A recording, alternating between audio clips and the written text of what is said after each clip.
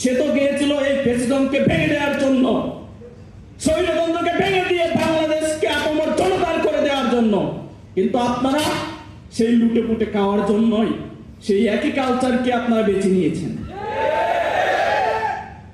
শীঘ্রই আমাদের যে জুলাই সনদ ছিল সেটাকে বাস্তবায়ন করেন।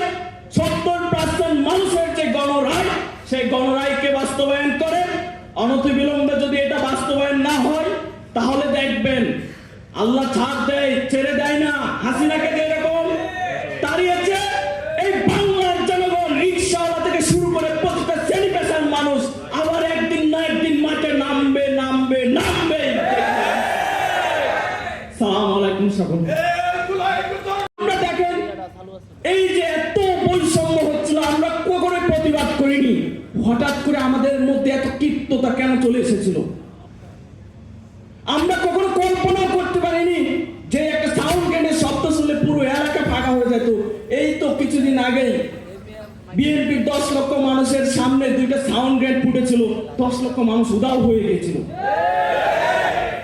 অথচ আমরা 200 পুলিশের সামনে ওরা ফায়ার করছে, আমার ভাই শহীদ হয়ে যাচ্ছে, আমরা একটা মানুষও মরি না, একটা মানুষও পিছু হটে যায় নাই, গলিতেও লুকায়নি।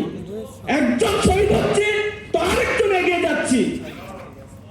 আল্লাহ আমাদেরকে ফয়সালা দিয়েছিল, কিন্তু দুঃখের বিষয় ওই সময় আমাদের মনে মগজে ছিল এই বৈষম্য নিরসন করা, স্বৈর শাসককে ভেঙে দেয়া।